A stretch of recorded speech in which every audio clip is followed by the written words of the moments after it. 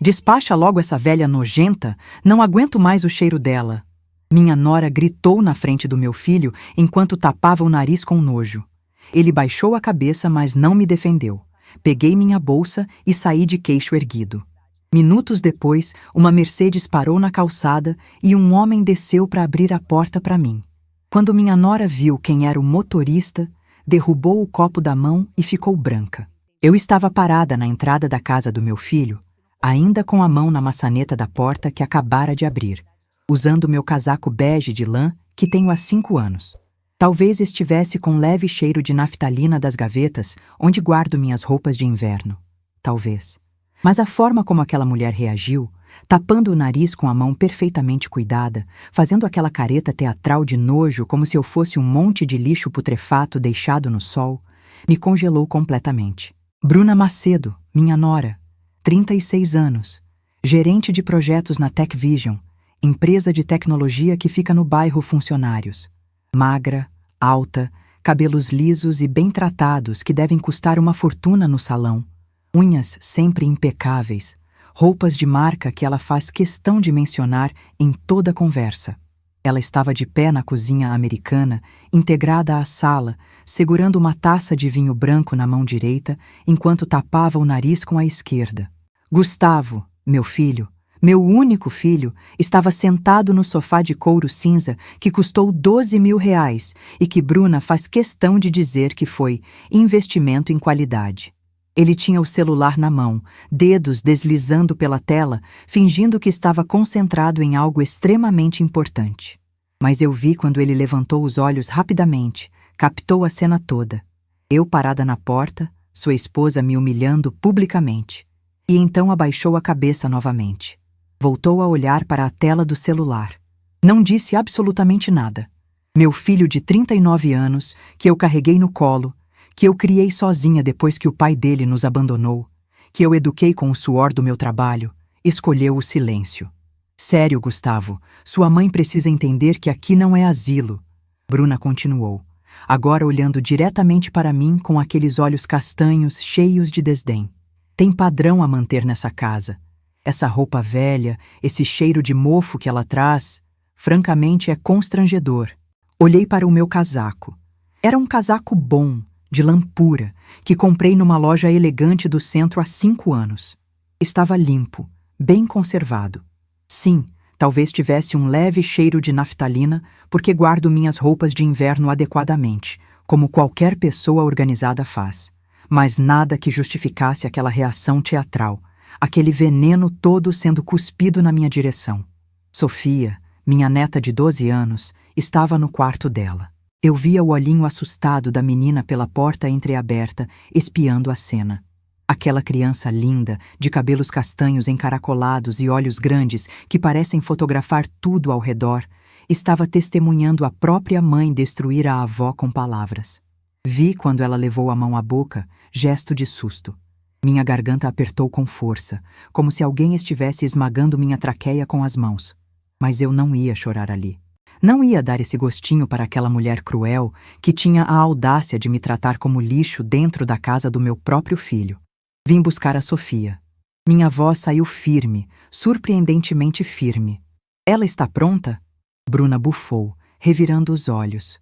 Está no quarto. Pega ela e vai logo, por favor. Temos compromisso daqui a pouco. Mentira. Eu sabia que era mentira. Eles não tinham compromisso nenhum. Bruna só queria me expulsar daquela casa, me fazer sentir indesejada, intrusa, inadequada. Gustavo finalmente se levantou do sofá. Por um segundo ridiculamente esperançoso, pensei que ele fosse dizer alguma coisa, que fosse me defender, que fosse colocar aquela mulher no lugar dela. Mas ele apenas foi até a geladeira de inox reluzente, pegou uma garrafa de água e voltou para o sofá. Passou por mim como se eu fosse um móvel velho, invisível, parte da decoração sem importância. Caminhei até o quarto da Sofia. Cada passo soava alto demais no piso laminado claro que Bruna escolheu pessoalmente, dizendo que madeira escura é coisa de casa de velho.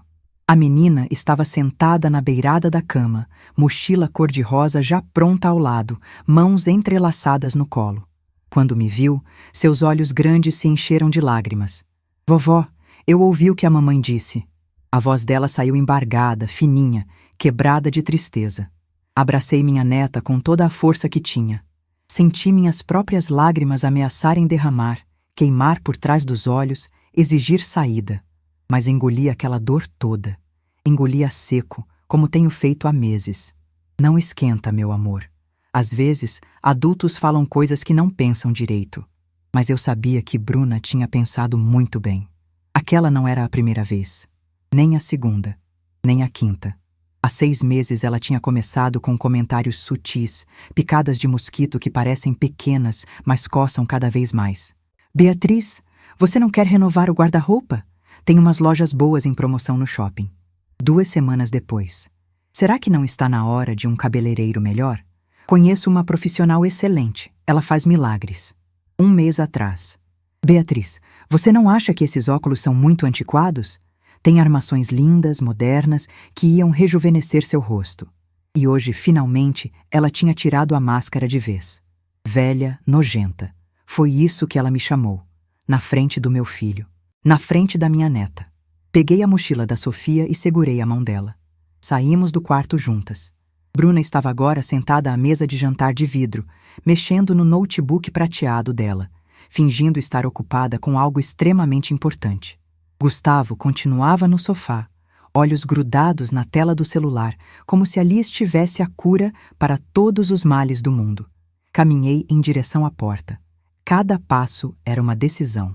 Cada passo era uma escolha entre implodir ali mesmo ou manter a cabeça erguida. Escolhi a dignidade. Sempre escolho a dignidade, mesmo quando custa caro. Gustavo se levantou quando estávamos quase saindo. Finalmente. Mãe, você sabe como a Bruna é estressada com o trabalho. Ele falou baixo, como se estivesse me oferecendo uma desculpa embrulhada para presente. Parei. Virei lentamente. Olhei para o meu filho. Realmente olhei.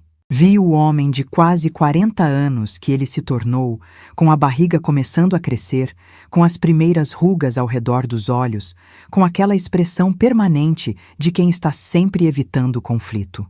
Gustavo, estresse não justifica crueldade, mas aparentemente você escolheu o lado dela. Tudo bem, eu entendo perfeitamente. Ele quis dizer algo mais, abriu a boca, mas eu já tinha virado as costas. Não tinha mais nada para ouvir. Desci as escadas do prédio de classe média alta no bairro Petrópolis, Sofia silenciosa ao meu lado, seu dedinho pequeno entrelaçado com os meus. O elevador estava quebrado, sempre está quebrado naquele prédio, apesar do condomínio caríssimo que eles pagam.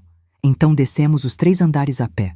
Minha respiração estava acelerada, não pelo esforço físico, mas pela tempestade emocional que eu estava segurando com todas as forças dentro do peito. Na calçada, peguei meu celular. Henrique havia me mandado mensagem 10 minutos antes, enquanto eu ainda estava lá em cima sendo humilhada. Chego aí em 5 minutos para buscar vocês, meu amor.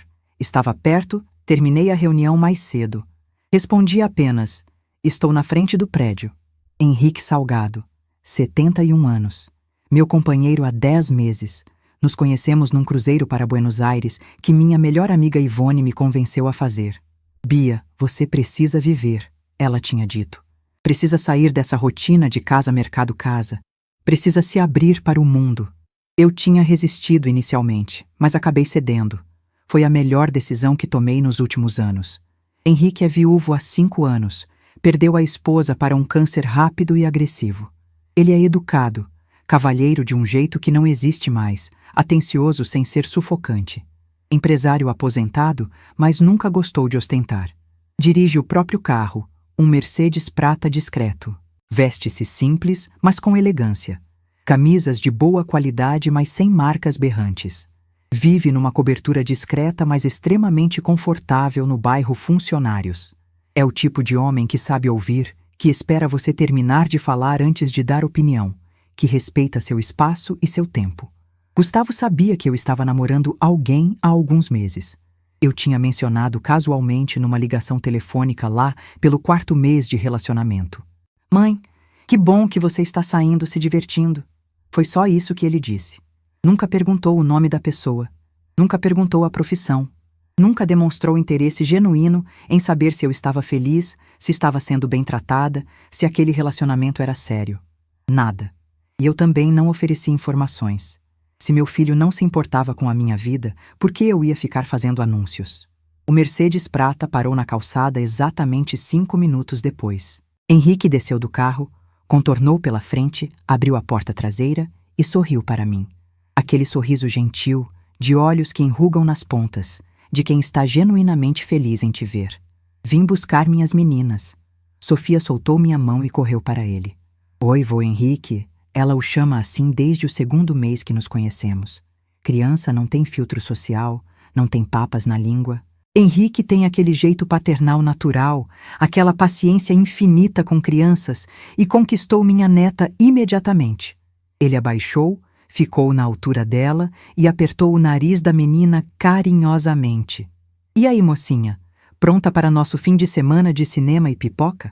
Entrei no banco da frente, ainda tentando controlar a respiração, as mãos tremendo levemente. Foi quando ouvi um barulho agudo de vidro se estilhaçando contra o chão. Olhei instintivamente pela janela, para cima. Bruna estava na sacada do apartamento, 3º andar. Ela segurava a grade de proteção com as 2 mãos, os nós dos dedos brancos de tão forte que apertava. Estava pálida, completamente pálida, como se tivesse visto um fantasma, como se o sangue tivesse sido sugado do rosto dela por um vampiro invisível. No chão da sacada, aos pés dela, brilhavam cacos do que devia ser a taça de vinho que ela segurava momentos atrás. Ela estava olhando diretamente para Henrique. A boca dela estava aberta num círculo perfeito de choque. Os olhos arregalados. Henrique deu partida no carro tranquilamente, como se não tivesse percebido nada, e saímos dali. Dirigimos em silêncio pelos primeiros minutos.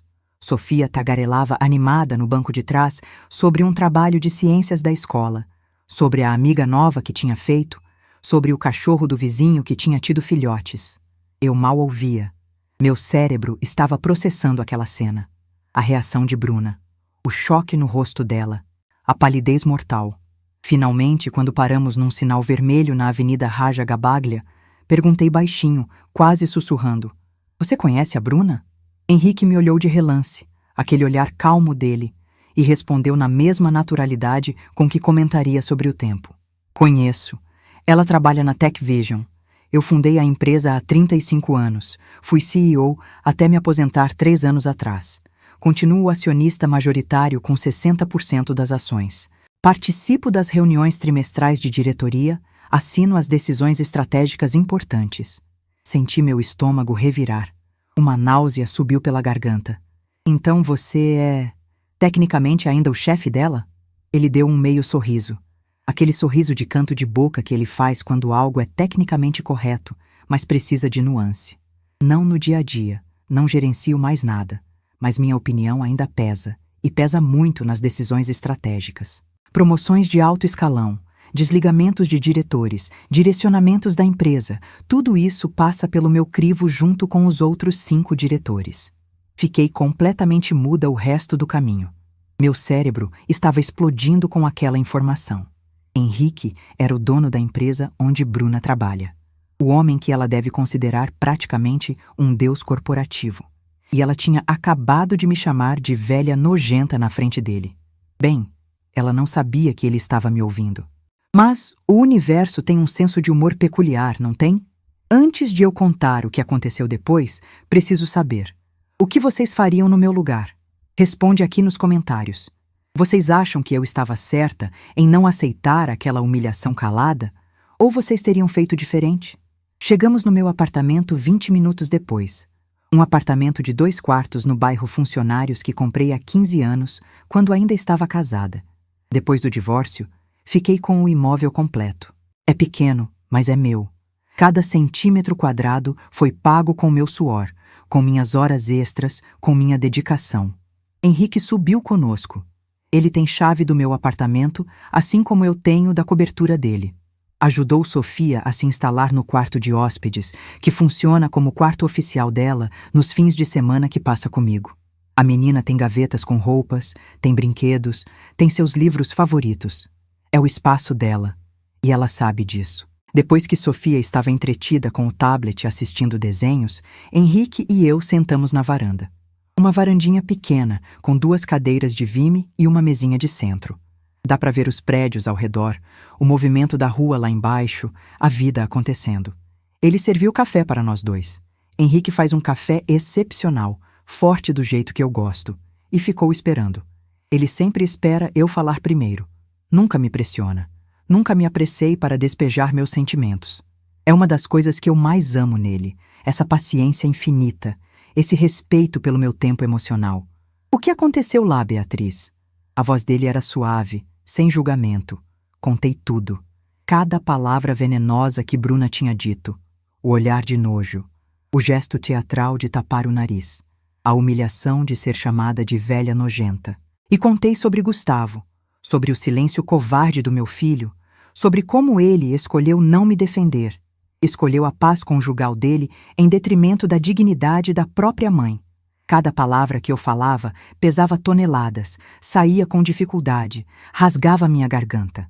Henrique ficou completamente sério. A mandíbula dele travou daquele jeito que trava quando ele está controlando raiva. Ela te chamou de velha nojenta? Ele repetiu, como se precisasse confirmar que tinha ouvido corretamente. Confirmei com a cabeça, não confiando na minha voz naquele momento. Ele tirou os óculos de grau, esfregou o rosto com as 2 mãos num gesto de cansaço profundo. Que situação horrível, meu amor. Sinto muito, genuinamente muito, que você tenha passado por isso. Ninguém merece ser tratado assim, muito menos dentro da casa da própria família. Ficamos em silêncio por longos minutos. Eu tomava goles do café quente, sentindo o líquido aquecer meu estômago, tentando aquecer também o gelo que tinha se instalado no meu peito. Henrique olhava para o horizonte, perdido em pensamentos que eu não conseguia decifrar. Finalmente ele disse: Beatriz, preciso te contar uma coisa, mas antes quero deixar absolutamente claro. O que eu vou fazer ou deixar de fazer em relação a isso é decisão exclusivamente minha. Você não pediu. Você não está me manipulando. Você não vai carregar culpa nenhuma, está claro? Assenti, confusa com a seriedade dele. Ele continuou, escolhendo cada palavra com cuidado. A Bruna está na lista final de candidatos para uma nova posição de diretora de projetos estratégicos na TechVision. É uma promoção grande. O salário salta de 28 mil mensais para 45 mil mensais, mais bônus trimestral que pode chegar a 15 mil reais dependendo dos resultados. A decisão final passa pela diretoria executiva. Somos 6 pessoas que votam. Eu sou um desses 6. A reunião de aprovação está marcada para daqui a 4 meses exatos. Me levantei da cadeira bruscamente, agitada, sentindo pânico subir. Henrique, não. Você não pode fazer isso. Não pode misturar nossa vida pessoal com os negócios da empresa. Não é ético, não é justo, não é certo. Ele também se levantou, segurou minhas mãos com firmeza, mas com delicadeza. Escuta o que eu vou te dizer, e escuta com atenção. Eu não tomo decisões de negócios baseado em questões pessoais. Nunca tomei em 35 anos de carreira. Construí uma empresa sólida, respeitada, justamente porque sempre mantive profissionalismo acima de tudo. Ele respirou fundo. Mas eu também não ignoro informações relevantes sobre caráter quando elas aparecem diante de mim. Se a Bruna trata a própria sogra dessa forma, com esse desprezo todo, como será que ela trata subordinados? Como será que ela trata fornecedores? Como será que ela lida com pessoas que ela considera inferiores hierarquicamente? Ele apertou minhas mãos levemente. Vou pedir para o Departamento de Recursos Humanos me enviar o histórico completo de avaliações de desempenho dela dos últimos 3 anos. Vou pedir relatórios de feedback 360 graus. Vou verificar se há reclamações formais ou informais registradas. Se houver um padrão de comportamento problemático, eu preciso saber. É minha responsabilidade como acionista majoritário e como membro da diretoria. Não é vingança. É due diligence. Os dias seguintes foram absolutamente estranhos, suspensos numa tensão que eu conseguia sentir fisicamente no ar. Gustavo me ligou no domingo à noite, às 22 horas. Eu estava já de camisola, preparando para dormir, quando o telefone tocou. Mãe, é verdade que você está namorando o Henrique Salgado? O ex-CEO da TechVision? A voz dele estava alterada, aguda, ansiosa. Sim, estou. Por quê? Respondi com simplicidade. Silêncio pesado do outro lado da linha. Eu conseguia ouvir a respiração dele, acelerada. Mãe, por que você nunca contou? Por que nunca mencionou que estava namorando alguém tão importante? Suspirei fundo, sentindo cansaço. Por que você nunca perguntou, Gustavo? Em 10 meses inteiros de relacionamento, você nunca quis saber com quem eu estava saindo. Nunca perguntou se eu estava feliz. Nunca perguntou se era sério. Nunca demonstrou o menor interesse pela minha vida amorosa. Então achei que não era importante para você. Ele gaguejou alguma coisa ininteligível sobre ter sido descuido, sobre estar sempre ocupado com trabalho e com Sofia, sobre achar que eu ia contar naturalmente. Desliguei o telefone sem muita cerimônia, dizendo que estava cansada e que conversaríamos outro dia. Bruna me mandou mensagem no dia seguinte. Uma mensagem longa, no WhatsApp, pela primeira vez em anos. Normalmente, ela só se comunicava comigo através de Gustavo, como se eu não merecesse contato direto. Oi, Beatriz, tudo bem com você? Queria muito te dizer que sinto muito profundamente pelo mal-entendido de sábado. Eu estava extremamente estressada com um projeto do trabalho que está me consumindo há semanas, e acabei falando coisas sem pensar, coisas que não refletem o que eu realmente sinto. Você sabe como é, né? Às vezes o estresse fala mais alto. Desculpa mesmo. De verdade, espero que possamos nos ver em breve e conversar melhor. Olhei para aquela mensagem e não senti absolutamente nada além de desprezo gelado. Não era desculpa sincera, era transparentemente óbvio que era medo. Medo de que eu usasse minha influência através de Henrique. Medo de consequências profissionais. Medo de que sua carreira fosse prejudicada. Deixei a mensagem no visto. Não respondi uma única palavra. Ivone veio me visitar na quarta-feira à noite. Minha melhor amiga há 30 anos, desde que trabalhávamos juntas naquela indústria têxtil. Ela é gerente de RH numa multinacional agora, separada há 2 anos, mãe de 2 filhos adultos que moram em São Paulo. Sentamos na sala com uma garrafa de vinho tinto que ela trouxe, queijos, azeitonas. Contei tudo para ela. Cada detalhe sórdido. Ivone ficou com o rosto progressivamente mais vermelho de raiva conforme eu falava. Essa menina é uma víbora, Bia. Sempre foi. Sempre teve esse ar de superioridade nojento. Ela tomou um gole grande de vinho. Lembro quando você me contou que ela proibiu o Gustavo de te levar na festa de fim de ano da família dela. Que tipo de pessoa faz isso? Que tipo de mulher impede o marido de levar a própria mãe num evento familiar? Ela balançou a cabeça com indignação.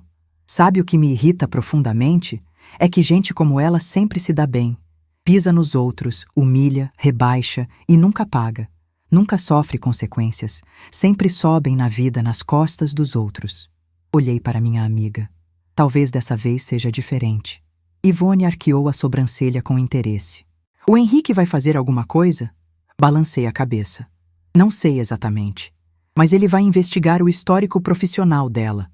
E se houver um padrão de comportamento ruim, de desrespeito com colegas, ele vai agir. Não por mim, por responsabilidade corporativa, por proteger a cultura da empresa dele. Henrique viajou para São Paulo 2 dias depois, na sexta-feira. Reuniões sobre fusão de empresas do grupo, negociações complexas que exigiam presença física. Ficou fora por 1 semana inteira. Nesse meio tempo, enquanto ele estava fora, Bruna intensificou drasticamente as tentativas de contato. Na segunda-feira de manhã, a campainha do meu apartamento tocou. Era um entregador com um arranjo enorme de flores, rosas brancas e lírios, caríssimo, daqueles arranjos que custam facilmente R$ 400. O cartão preso nas flores dizia com caligrafia caprichada: para a melhor sogra do mundo, com carinho e admiração, Bruna.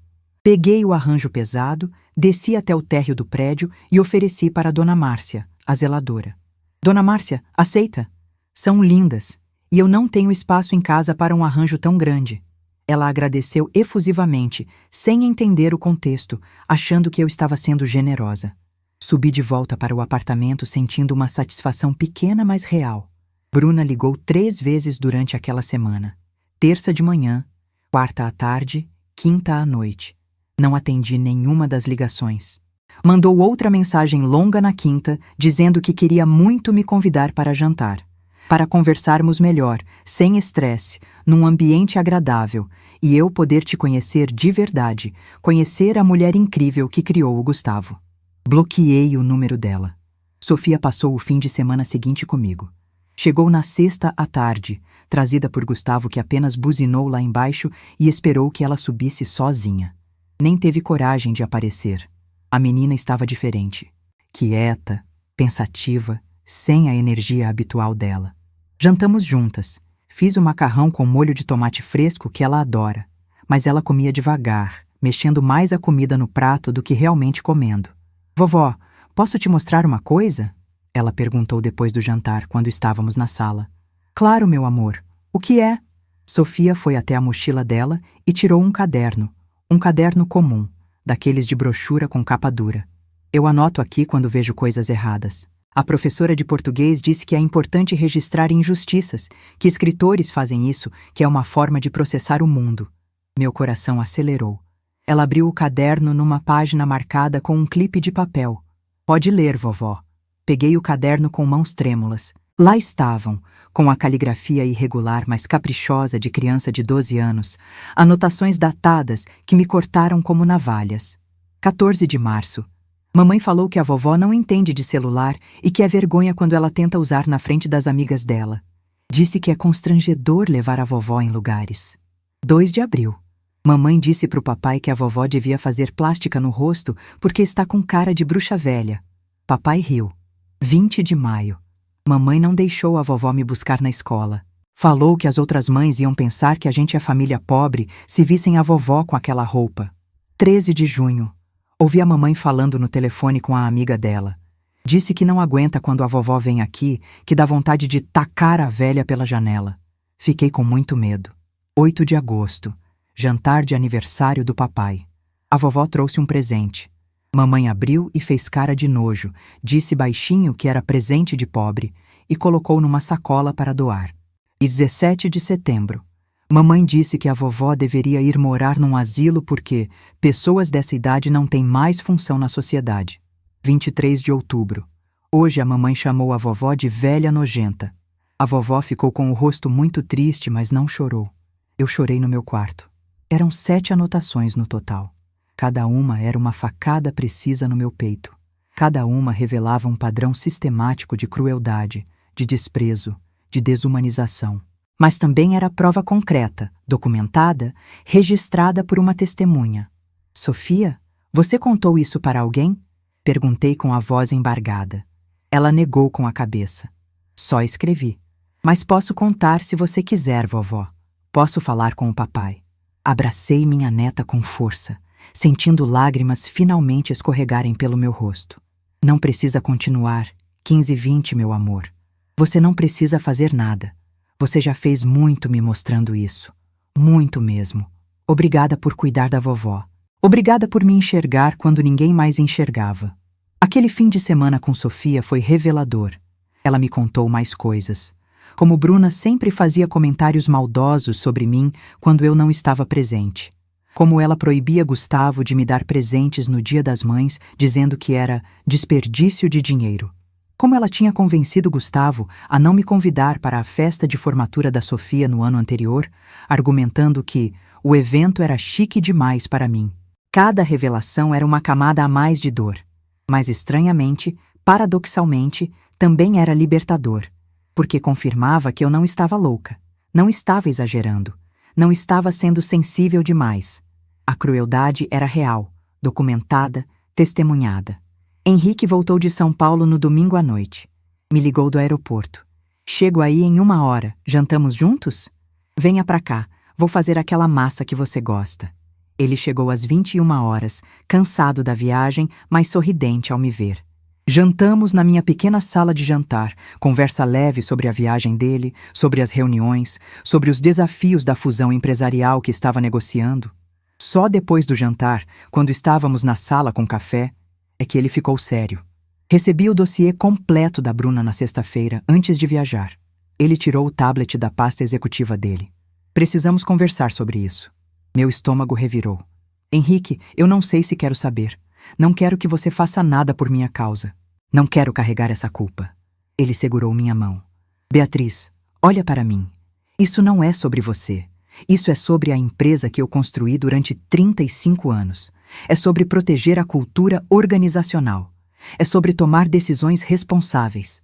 Você só me alertou para algo que eu, como liderança, deveria ter identificado antes. Ele abriu o tablet. Olha isso com atenção. Era uma compilação detalhada de avaliações de desempenho dos últimos 3 anos. Gráficos, números, comentários. A nota atual de Bruna, 6,8 de 10. Considerada adequada, mas não excelente. Henrique deslizou para uma aba com comentários de avaliação 360 graus. Aquela onde colegas, subordinados e superiores avaliam a pessoa anonimamente. Comentários de colegas do mesmo nível hierárquico. Dificuldade significativa em trabalhar colaborativamente em projetos que exigem interdependência. Postura excessivamente defensiva quando recebe questionamentos ou sugestões de melhoria. Tendência clara a centralizar créditos de projetos que foram feitos em equipe, minimizando contribuições de outros. Comunicação pode ser ríspida e impaciente, especialmente com pessoas que ela considera tecnicamente inferiores. Comentários de subordinados. Esses eram mais cautelosos, mais filtrados, mas ainda assim reveladores. Gostaria de mais abertura para diálogo e menos decisões unilaterais. Às vezes sinto que minhas ideias não são valorizadas adequadamente. O ambiente da equipe poderia ser mais colaborativo e menos competitivo. Henrique deslizou para outra aba. E tem mais. Tem 2 queixas informais registradas no RH nos últimos 8 meses. Não evoluíram para processo formal, mas estão documentadas. Ele abriu o primeiro documento. Era um relato de uma analista de 29 anos que trabalha na equipe de Bruna. Ela tinha procurado o RH depois de uma reunião onde Bruna, na frente de todos, tinha dito que o trabalho dela estava medíocre, amador, parecendo feito por estagiário. A analista relatava que tinha ficado constrangida, humilhada publicamente e que aquilo não era a primeira vez. O RH tinha conversado com Bruna, dado um feedback verbal sobre comunicação respeitosa, mas não havia tomado ação mais firme. A segunda queixa era mais grave. Henrique ampliou o documento para eu ler melhor. Tratava-se de um relato de 3 testemunhas sobre um incidente que aconteceu há 4 meses. Numa reunião de planejamento estratégico com 12 pessoas presentes, Bruna tinha dito literalmente, segundo relatos convergentes: "Precisamos urgentemente renovar a equipe. Tem gente aqui que é bagagem do século passado, que não acompanha mais o ritmo da inovação, que está só ocupando espaço. Precisamos de sangue novo."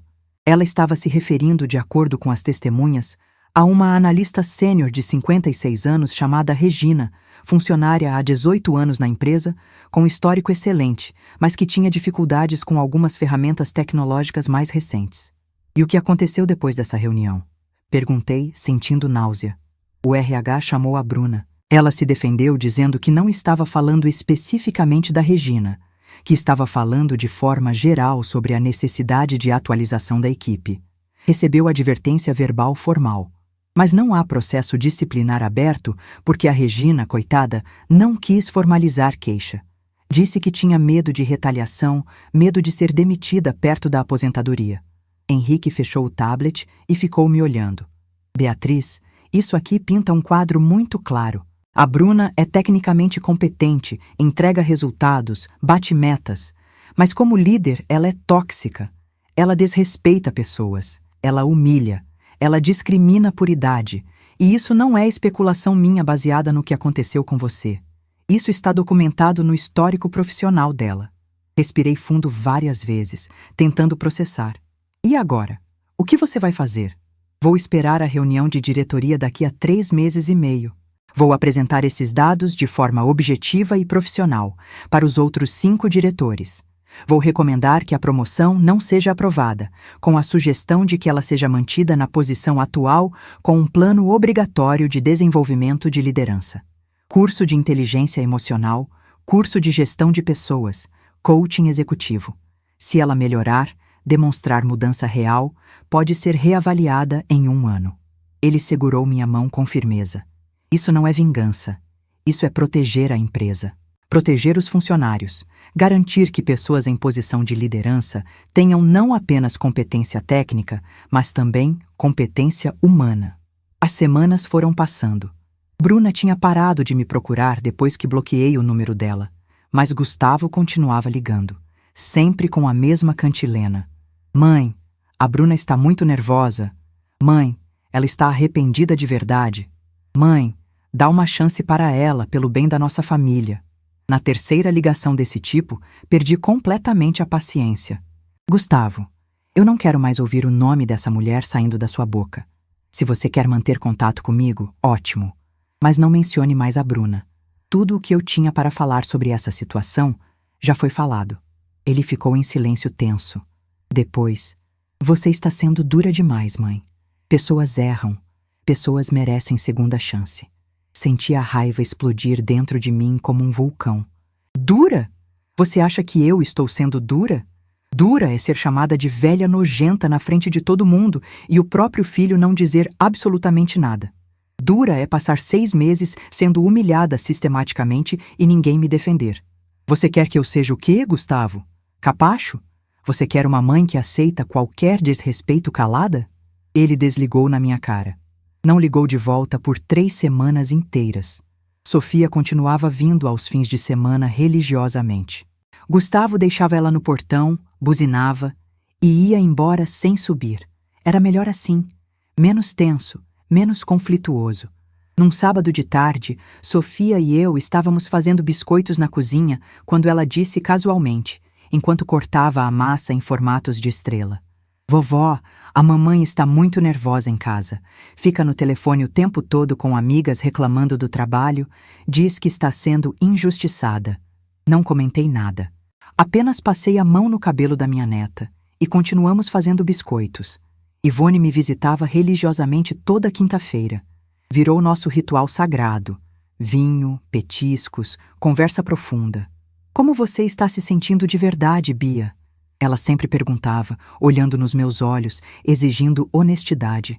E eu sempre respondia a verdade absoluta. Mais leve, mais livre, mais eu mesma. Era a verdade. Paradoxalmente, aquela situação toda tinha me libertado de uma fantasia que eu alimentava há anos. A fantasia de que meu filho me amava incondicionalmente. A fantasia de que família era sagrada por definição. A verdade nua e crua é que família só é sagrada quando há respeito mútuo. Sem respeito, é apenas um grupo de pessoas compartilhando DNA e sobrenome. Os 3 meses e meio finalmente se passaram. Semana da reunião decisiva da diretoria. Henrique estava visivelmente tenso, mais quieto que o normal. Na quarta-feira à noite, jantamos juntos na cobertura dele. Amanhã é a reunião, ele disse tomando vinho tinto devagar. Você está preparado? Perguntei. Estou. Tenho todos os dados organizados. Vou apresentar de forma objetiva, sem emoção, apenas fatos e números. Mas não sei como os outros 5 vão votar. Posso perder essa votação. Segurei a mão dele. Henrique, independente do resultado, você está fazendo o que é certo. Está agindo com integridade. É isso que importa. A reunião aconteceu numa quinta-feira, às 14 horas. Henrique saiu de casa às 13, de terno cinza escuro, gravata bordô, aquela postura de executivo que ele meio que abandonou depois de se aposentar, mas que ressurge quando necessário. Eu fiquei no apartamento dele, tinha combinado de esperá-lo lá. Passei a tarde tentando me distrair, organizando livros dele que estavam desorganizados, limpando prateleiras, qualquer coisa para não ficar pensando. Ele voltou às 18h15. Entrou, tirou o paletó, afrouxou a gravata, sentou no sofá de couro com ar completamente exausto. Serviu uísque para ele, 2 dedos, sem gelo, do jeito que ele gosta quando está estressado. E então, minha voz saiu ansiosa. Ele tomou um gole longo antes de responder. Bruna não foi promovida. A votação foi 5-1. Eu votei contra. Outros 3 diretores votaram contra também, independentemente. Apenas um votou a favor. O diretor comercial, que trabalha diretamente com ela há 2 anos e valoriza muito os resultados que ela entrega. Meu corpo inteiro relaxou. Tensão que eu nem sabia que estava segurando, finalmente se dissolvendo. Henrique continuou. Apresentei as avaliações de desempenho, as reclamações do RH, o histórico de comportamento problemático. Argumentei que promover alguém com perfil de liderança tóxico para uma posição de diretoria é risco organizacional desnecessário e irresponsável. Que liderança não é só sobre entregar resultados, é sobre desenvolver pessoas, criar cultura, construir times. Ele respirou fundo. Os outros concordaram. Foi decisão técnica, Beatriz. Foi gestão responsável. Não foi vingança pessoal. E o que vai acontecer com ela agora? Ela fica na posição atual de gerente de projetos. O RH vai comunicá-la amanhã de manhã e vai apresentar um plano de desenvolvimento obrigatório, curso de liderança humanizada, coaching executivo focado em inteligência emocional, avaliações trimestrais de progresso. Se em 1 ano ela demonstrar mudança real, pode ser reavaliada para promoção, mas precisa provar que mudou. No sábado seguinte, às 9 horas da manhã, alguém bateu na porta do meu apartamento com força. Batidas insistentes, desesperadas, urgentes. O tipo de batida que faz o coração acelerar porque você sabe que algo está errado. Olhei pelo olho mágico. Era Gustavo. Sozinho, pálido como cera, olheiras fundas e escuras como se não dormisse há dias, roupa completamente amassada, cabelo despenteado. Parecia um homem à beira de um colapso nervoso. Abri a porta devagar. Gustavo. Mãe, precisamos conversar. Agora. É urgente. Ele entrou sem ser convidado, empurrando a porta com força, agitado como eu nunca tinha visto em toda a vida dele. Fechei a porta calmamente, respirei fundo e esperei. Não ia facilitar essa conversa para ele. Atravessei a sala com passos medidos e sentei no sofá, de costas eretas, mãos cruzadas no colo. Postura de quem está no controle da situação. A Bruna não foi promovida. Ele começou, voz alta, quase gritando, gesticulando com as mãos de forma descoordenada. Ela está absolutamente destruída, mãe. Completamente arrasada. Trabalhou 3 anos direto para essa promoção. 3 anos! Fez hora extra todo santo dia, inclusive fins de semana. Entregou todos os projetos acima da expectativa. Sacrificou tempo com a família, abriu mão de férias, deixou de ir em festas, eventos, tudo. E agora, do nada, disseram que ela não tem perfil de liderança adequado. Isso é um absurdo completo. Continuei sentada, calma, apenas observando meu filho perder o controle emocional na minha frente. Ela chorou a noite inteira, mãe. A noite inteira. Não dormiu nada. Está tomando remédio para a ansiedade. O médico teve que aumentar a dosagem. Ela está tendo crises de pânico, acordando de madrugada sem conseguir respirar direito. E sabe por quê? Porque trabalhou como uma condenada e foi passada para trás injustamente. Me levantei devagar, sentindo uma calma gelada tomar conta de cada célula do meu corpo. E você quer o que exatamente de mim, Gustavo? Quer que eu faça alguma coisa? Quer que eu interceda? Quer que eu peça para o Henrique reverter a decisão? Ele parou na frente de mim, tão perto que eu conseguia ver as veias saltadas no pescoço dele, conseguia sentir o cheiro de café velho no hálito dele, conseguia ver o desespero genuíno nos olhos dele. Mãe, ela tem absoluta certeza que foi culpa sua, que você falou mal dela para o Henrique, que você manipulou a situação inteira para prejudicá-la profissionalmente por causa daquela discussão. Que você usou sua influência como namorada dele para destruir a carreira dela.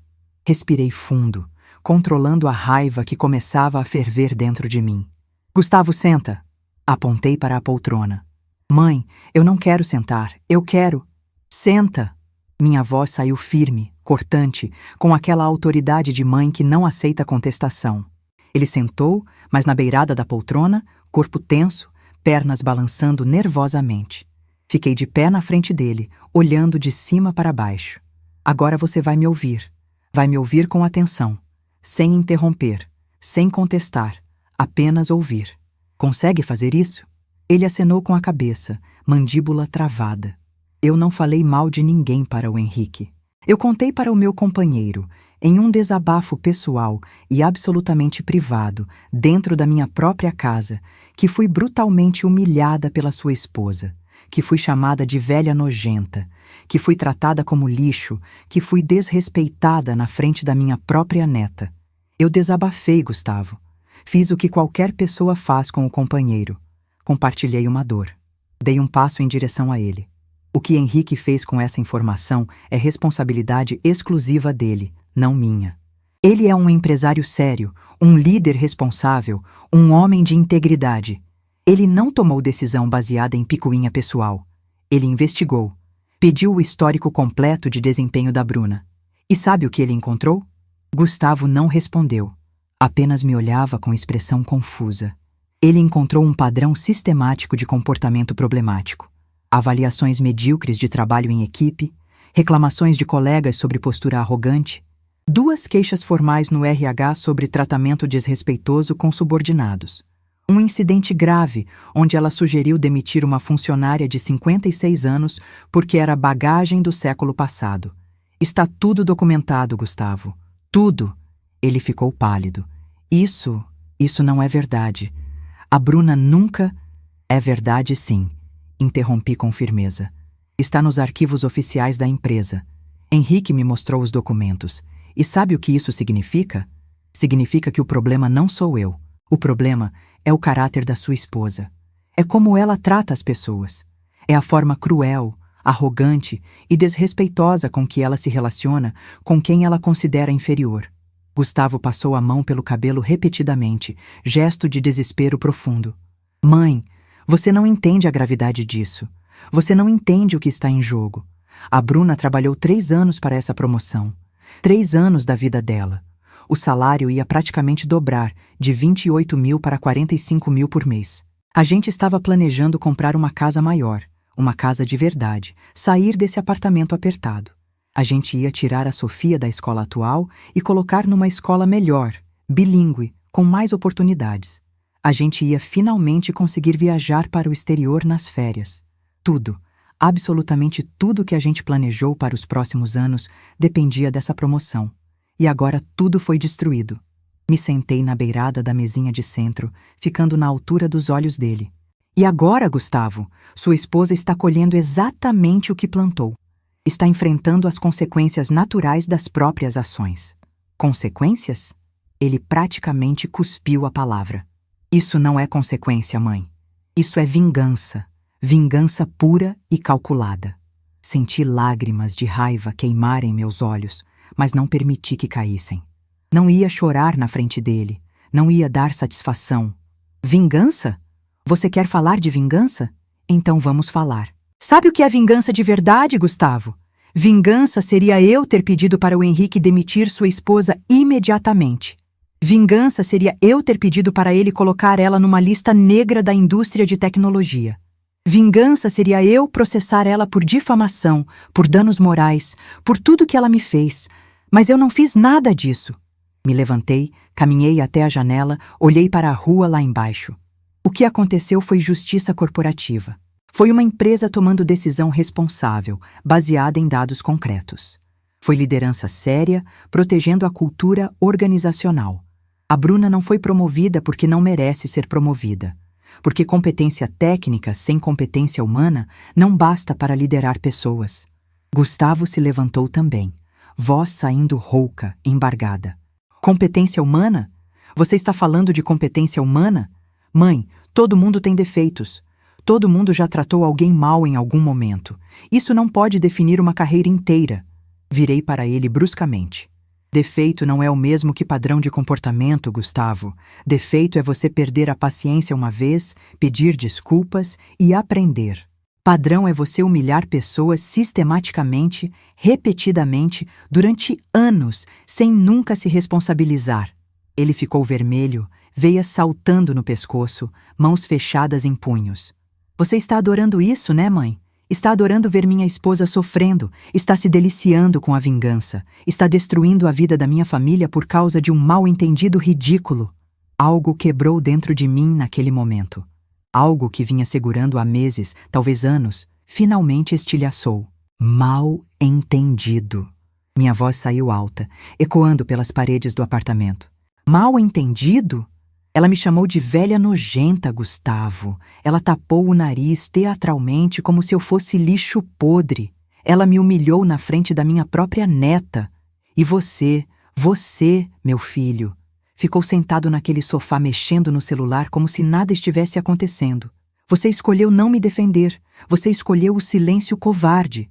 Você escolheu o lado dela contra a própria mãe. Lágrimas finalmente escorreram pelo meu rosto, lágrimas de raiva, de mágoa, de anos de dor acumulada. Não foi mal-entendido. Foi crueldade deliberada. Foi humilhação intencional. Foi desprezo calculado. E o pior de tudo, Gustavo, é que você permitiu, você validou, você foi cúmplice. Ele ficou parado, pálido, respiração ofegante. Pela primeira vez na conversa inteira, ele não tinha resposta pronta. Sai da minha casa. Falei baixo, mas com firmeza absoluta. Mãe, sai da minha casa agora. Gustavo caminhou até a porta, passos pesados, derrotados. Com a mão na maçaneta, virou para mim uma última vez. Os olhos dele estavam vermelhos e úmidos.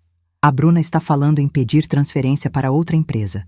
Diz que não aguenta mais trabalhar na TechVision, sabendo que o namorado da sogra é o dono e pode arruinar a carreira dela a qualquer momento que quiser. Ela está mandando currículo para empresas de São Paulo, Rio, até considerando aceitar propostas do exterior. Caminhei até ele, cada passo medido, deliberado. Parei a poucos centímetros do rosto dele. Ótimo. Torço sinceramente, genuinamente, para que ela encontre uma empresa onde tratem mal os outros e sejam recompensados por isso. Tenho certeza absoluta que existem muitas empresas assim espalhadas pelo mundo. E quando ela encontrar essa empresa, vai ser o lugar perfeito para ela. Vai encaixar perfeitamente com os valores dela. Gustavo abriu a boca para falar algo, mas eu levantei a mão, cortando qualquer tentativa. E Gustavo, quando você for para casa, diz para sua esposa o seguinte: consequências não são vingança. São apenas a vida ensinando que cada ação tem seu preço. Quem planta desrespeito não pode chorar quando colhe rejeição. Ele saiu, batendo a porta com tanta força que o quadro da parede tremeu, quase caiu. Fiquei parada ali, sozinha no meio da sala, tremendo de raiva e de alívio ao mesmo tempo. Sentei no chão mesmo, encostei as costas na parede e finalmente deixei as lágrimas caírem livremente. 2 semanas depois, numa terça-feira à noite, recebi uma mensagem de um número que eu não conhecia. Hesitei antes de abrir, mas a curiosidade venceu. Era Bruna, tentando contato através de outro número de telefone. Beatriz, sei que você me bloqueou. Entendo perfeitamente. Mas preciso muito, muito mesmo, te falar uma coisa e preciso que você leia até o final, por favor. Eu sinto muito. De verdade. Profundamente. Do fundo do meu coração. Eu fui absolutamente horrível com você. Fui cruel, fui desrespeitosa, fui indesculpável. Não tem justificativa. Não tem desculpa válida. Não tem nada que faça o que eu fiz ser aceitável. A mensagem continuava. Estou fazendo terapia agora. 2 vezes por semana, às vezes 3 quando está muito difícil.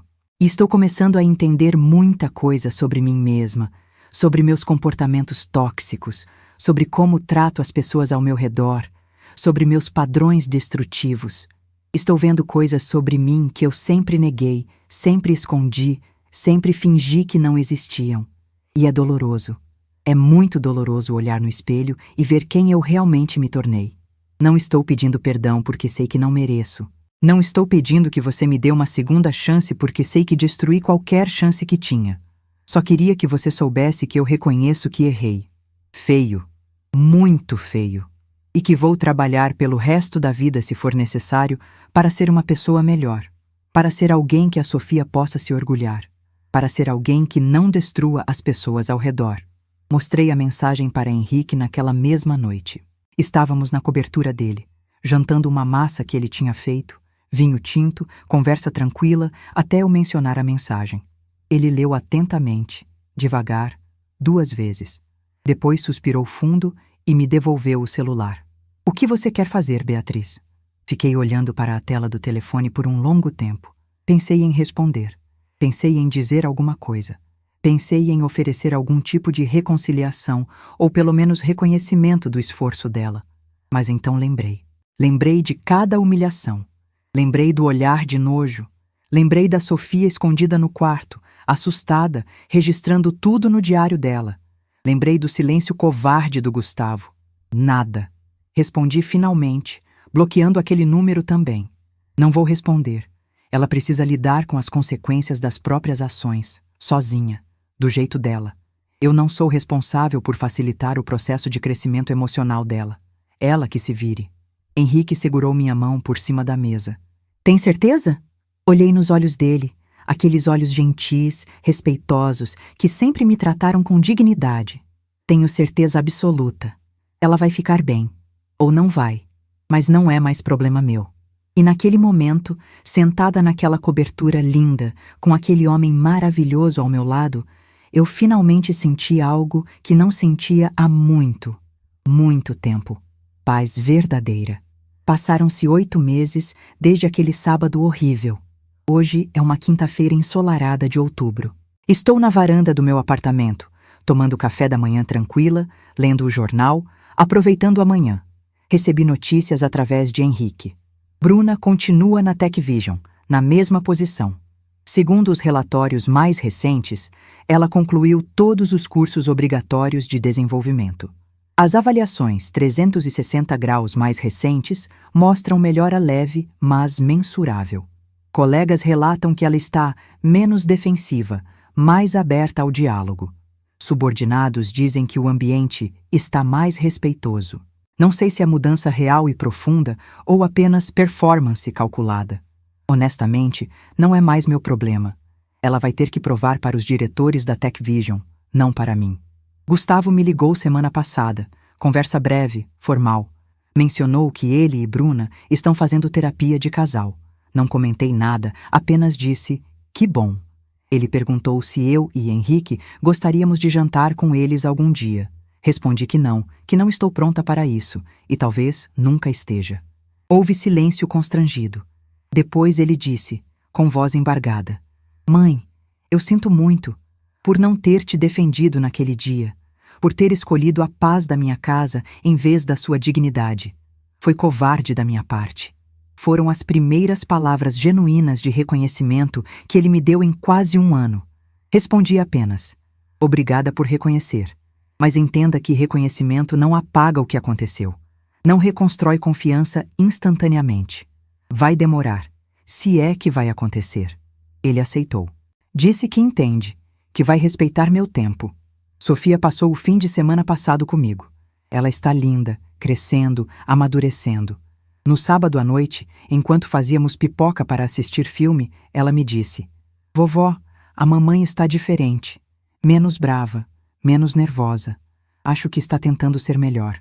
Abracei minha neta. Que bom, meu amor. Torço para que seja verdade. Mas lembra, pessoas mostram quem realmente são através de ações consistentes ao longo do tempo, não através de palavras bonitas. Henrique e eu embarcamos para Portugal daqui a 3 semanas. Estou contando os dias. Ivone está empolgadíssima. Já fez roteiro detalhado de tudo que vamos fazer. Restaurantes que vamos experimentar, vinícolas que vamos visitar. Olho para minha vida agora e vejo algo que não via há muito tempo. Paz. Paz genuína. Não a falsa paz de quem aceita migalhas e chama de amor, mas a paz real de quem estabeleceu limites saudáveis, de quem defendeu a própria dignidade, de quem escolheu a si mesma. Aprendi que família não é definida por sangue ou sobrenome. Família é quem te respeita, quem te valoriza, quem te defende quando você precisa. Minha família é Henrique, que me trata com dignidade todos os dias. É Ivone, que está ao meu lado há 30 anos. É Sofia, que me enxerga com olhos puros e me ama incondicionalmente. Gustavo pode ou não reconstruir nossa relação. Isso depende dele, das escolhas que ele fizer, da consistência que demonstrar. Não vou facilitar. Não vou fingir que está tudo bem, mas também não vou guardar rancor venenoso. Simplesmente vou seguir minha vida, feliz, plena, respeitada. Bruna vai seguir o caminho dela. Se a mudança for real, ótimo. Ela vai crescer como pessoa e como profissional. Se for apenas performance, eventualmente a máscara vai cair e ela vai enfrentar novas consequências. Não é minha responsabilidade fiscalizar ou torcer contra. O que eu aprendi, e quero que você que está lendo isso também aprenda, é o seguinte: consequências não são vingança. São apenas a vida ensinando que cada ação tem seu preço. Quem planta desrespeito não pode chorar quando colhe rejeição. Quem humilha os outros não pode se surpreender quando é humilhado pelas próprias escolhas. Dignidade não tem preço, não é negociável, não está à venda. E defender sua dignidade não é egoísmo, não é crueldade, não é falta de perdão. É amor próprio, é respeito por si mesma, é reconhecer seu próprio valor. Hoje acordo todos os dias e me olho no espelho com orgulho. Sou Beatriz Campos, 67 anos, trabalhadora, resiliente, digna. Construí minha vida com minhas próprias mãos. E não vou permitir que ninguém, absolutamente ninguém, me trate como menos do que mereço. Minha lição final para você: não aceite migalhas de respeito. Não normalize humilhação. Não justifique crueldade. Estabeleça limites claros, defenda sua dignidade. E entenda que afastar-se de quem te desrespeita não é vingança, é autocuidado. Você merece ser tratado com dignidade, sempre, sem exceções. E você que está me ouvindo agora, o que você faria no meu lugar? Como você lida quando as pessoas que deviam te proteger escolhem te trair? Me conta nos comentários. Quero saber sua história. Se essa história tocou seu coração, se inscreve no canal, deixa seu like e clica na próxima história que está passando na tela agora. Tem muito mais histórias de dignidade e justiça esperando por você.